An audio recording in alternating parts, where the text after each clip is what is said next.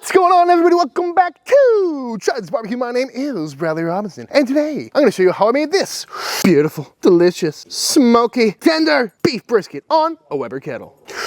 Coming up!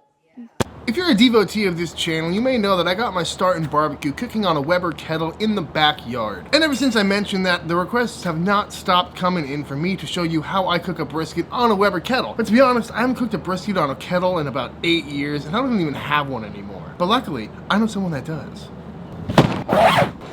Is it too early for a beer? Nah.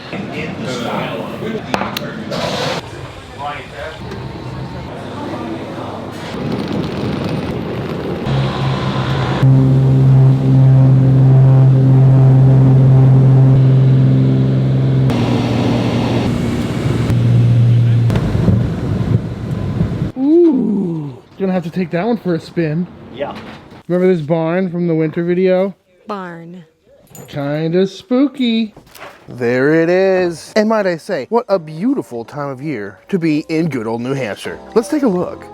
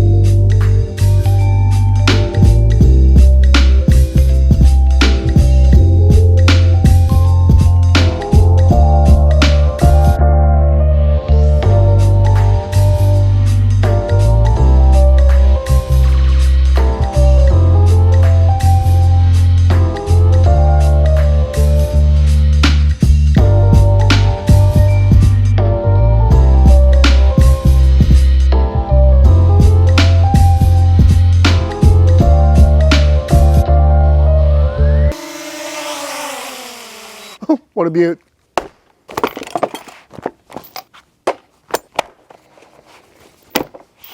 This is a brisket.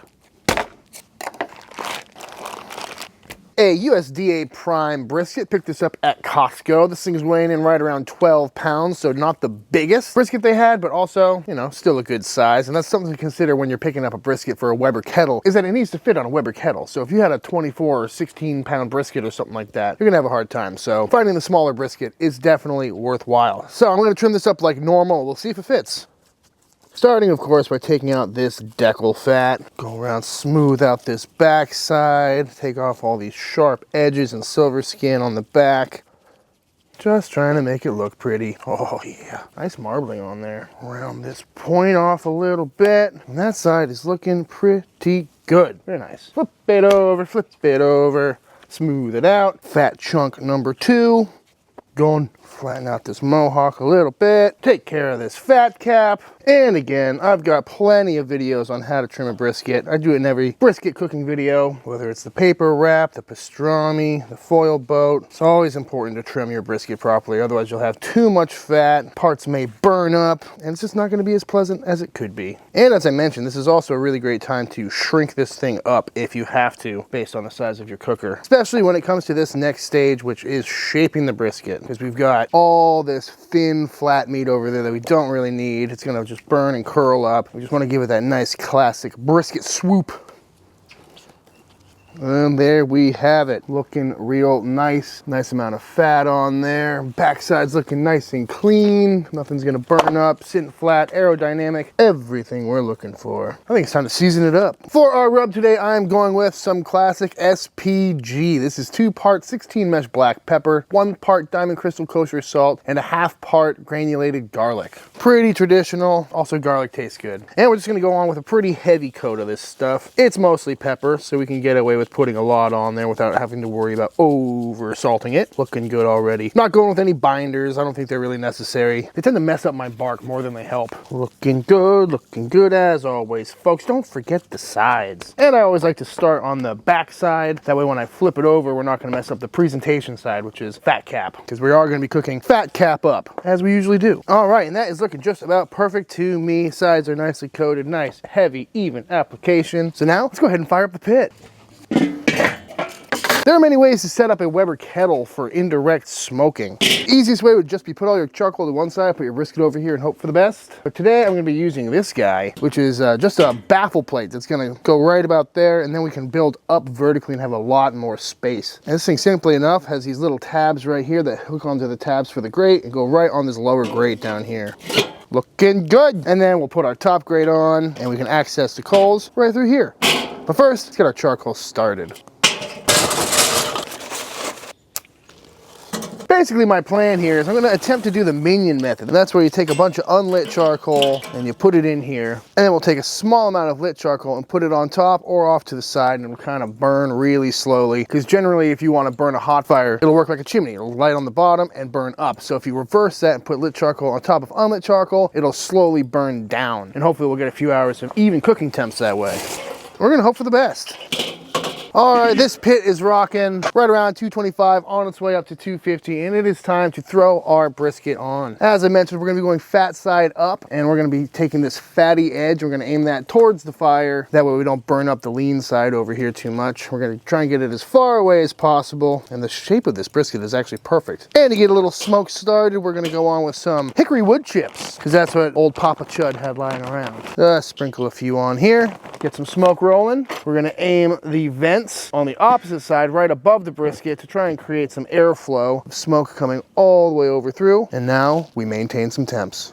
We're about an hour into this cooking. This thing has been holding temps pretty steadily, which is great. It got right up to 275 and has been there the whole time, which is great. Because again, I haven't cooked on this thing in many years and I'm a little nervous, but seems to be going well. One downside is we want the vents the opposite side of the coals, but the thermometer is right here. So I've got this little oven thermometer in here, and as you can see, it's holding right around 260 right now. And this brisket's got some pretty nice color on it already. Nice mahogany, looking good. This top end right here where it's right in the corner of the lid is getting a little toasty, so we may have to keep an eye on that. Same goes for this part of the lean over here. Might have to get this little spritz going and get some foil out or something. But I've just been putting in wood chips periodically. They burn out pretty quick, but gives it some nice smoke. But to be honest, wood chips out of a bag is not really my thing. Hickory is not really my thing. And something tells me there's plenty of oak around here. So let's go find some. The old firewood pile. Look how good Papa Chud is at stacking wood. He does a great job. But from what I understand, the telltale sign of finding oak is looking for the little white striations in the end grain. Right here is a pretty good example. Hard to see because this wood's kind of dirty and there's saw marks all over it. But there's all these little white lines going down. Right here's another example. Very faint. A lot easier to see in person. So now I know what they look like. I'm going to try and find a smaller piece that I can chunk up. Bingo. Beautiful piece of oak. Feeling nicely seasoned, which is good. Not sure what kind of oak it is. Might be white oak. Definitely not post. So now I'm going to chunk this up and start using this on the fire, because hardwood is a lot better than wood chips. Look at these beautiful little wood chunks. Might be able to see the striations a little bit better now that they're clean cut, but these should work out perfectly. A little extra smoke going. And coincidentally, if you are doing this method, this thermometer has been reading right at 400 degrees the whole time. So 400 degrees over the fire equals about 250 on this side. Also, as far as the bottom vents go, I've just got them cracked open just a little bit. You might be able to see them down there. Fully open.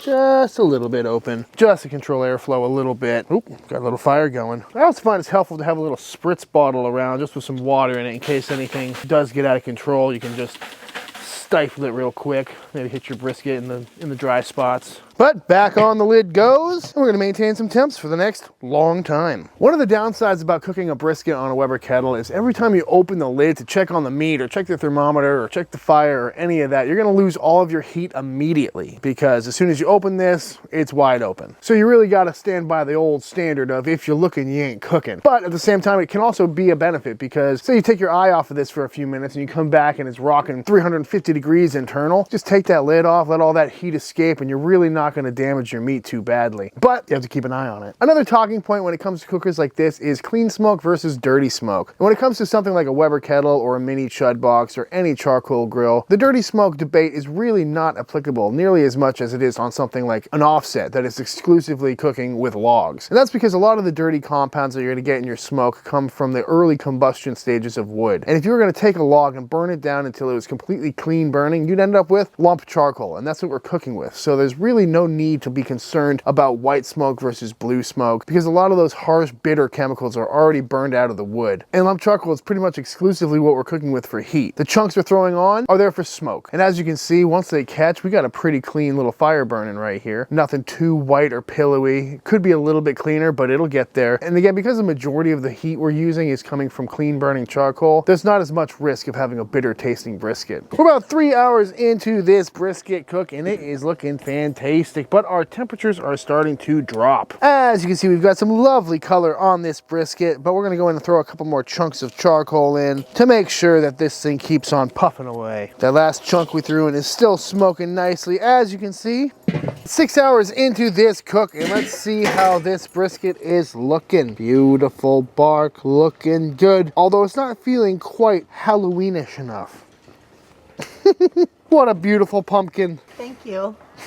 So to see what temperature we're at today, I'm going to bust out the brand new ThermaPen 1. I got this courtesy of ThermaWorks, and they sent me 2 of them that I'm going to be giving away in this very video. But first, let's see what we're rocking. We're about 155 right in the middle, 160 in the point. Once it gets up to about 170 or so, we're going to wrap it up. But if you want to win this very ThermaPen or an identical one like it that I didn't bring out, all you need to do is go over to my Instagram page at Chud's Barbecue. Follow me on Instagram and drop a comment on the thumbnail of this video, and you'll be automatically entered to win one of these 2 ThermaPens. So thank you, ThermaWorks, for giving me these 2 ThermaPens to give away. Hey, Brad. Yeah? Didn't you think that was cool that we got that message from my friend Penny from high school? I did. That was very, very sweet. So yeah, shout out to Mike Lucas. Thanks for being a fan, and good luck with all the tough times you're going through, man. Your drink, O Master of Pits. Oh, thank you, sir. Thank you, sir. I think I just heard her first sizzle on the side of this pit. Cheers. Oh, I get the smell. She did. She burned her fur on it.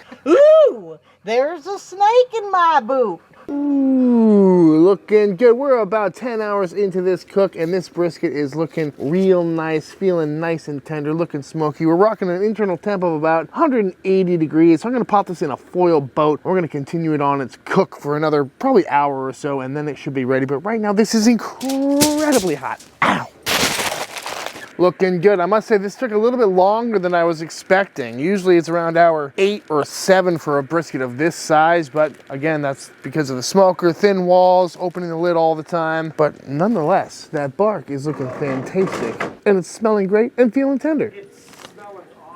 All right, we're about 13 hours into this cook, and this brisket is finally done. It's been in the foil boat on this here Weber kettle for the last 1 or 2 hours, and it is finally probing at 205 across the board, feeling real nice. The bark is looking fantastic. So now it's time to give it a nice long rest, and as luck would have it, my parents' oven is out of commission this week. In the last 30 years, the oven has never gone out, but of course, the one weekend that I am here, the oven is no longer working. So we're gonna give it a nice cooler rest, because as I showed you a few videos back, a rest in a cooler works just as well. And because this is not a barbecue-centric house, I do not have any access to butcher paper or Yeti coolers, but this is the old cooler I pulled out of the basement. This is a Coleman cooler, probably from the 80s. Not nearly as heat retentive, but hey, we're gonna use what we got, because that's the whole point of this video, is using stuff that most people have lying around. So, like I said, this has been flushed out with some boiling water to make sure it's nice and toasty on the inside. And we're gonna take our beautiful barky, tender, incredibly hot brisket, and we're gonna pop it right on in, shut this down, and we're gonna let it rest overnight, and we're gonna see how it looks in the morning and hope for the best.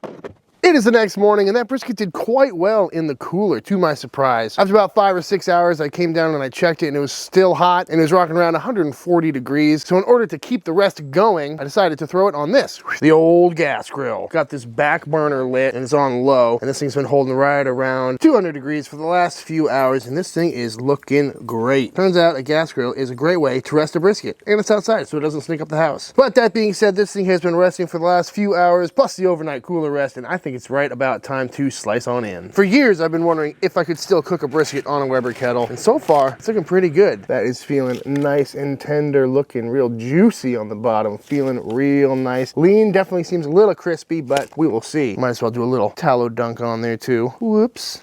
Not as much juice in there as I was expecting, and judging by the amount of fat on the board here, I think I punctured my boat here at some point, but what can you do? Ooh, gotta love that crunchy bark. Look at that. That looks fantastic. Yep, that's a nice looking brisket. Nice and juicy, good fat render. We even got a pretty good smoke ring on there too. Let's see how these burn ends came out, shall we? Looking nice and juicy. Loving this sharp knife, by the way. And there we have it, folks. The beautiful fatty brisket. Aww. It's all about the slap, though. Looks amazing. Feeling nice and tender. Tell you what. Nothing wrong with that. Just dripping away. Yeah, I don't see any dryness there. Gotta try the burn end. Oh, that is good. These are my favorite slices right here on the end. We're just using our hands here. Absolutely, it's the Texas way. It's so good. There are no words. There's nothing like it, is there? It's a Unbelievable. lot better than the brisket we make, I can tell you that right now. Pretty impressed with what you can do on a little Weber kettle. Now it's time for the official taste test. Kevin? Josie? Woo-hoo-hoo. I think they approve. All right, y'all, and that is it. That is how to cook an absolutely fantastic brisket on a Weber kettle. Again, I'm pretty shocked about how well that came out. I'd put that up against any brisket I've cooked on an offset smoker. And it just goes to show you that if you start out with a quality piece of meat, give it a really good trim, and don't have any major temperature spikes, the Weber kettle is a perfectly capable cooker for smoking a brisket. Not to mention, they sell brand new for like $100, and we went through a fraction of the amount of wood that I would on a full-size stick burner. But that being said, if you do give this recipe a try for yourself, be sure to tag me on Instagram at Chud's Barbecue. I love to see what y'all are cooking. And don't forget to head over to my Instagram page and drop a comment on my thumbnail for this very video. And I will be picking 2 winners at random and giving away 2 of these Thermapen 1s. But if you enjoyed this video, be sure to let me know by hitting that subscribe button. It really helps me out quite a bit. Drop a comment down below letting me know what you want to see me cook next. Big shout out to all the Patreon members. Without y'all, I wouldn't be able to make these videos. And until the next time I see you, please go cook something outside. Peace!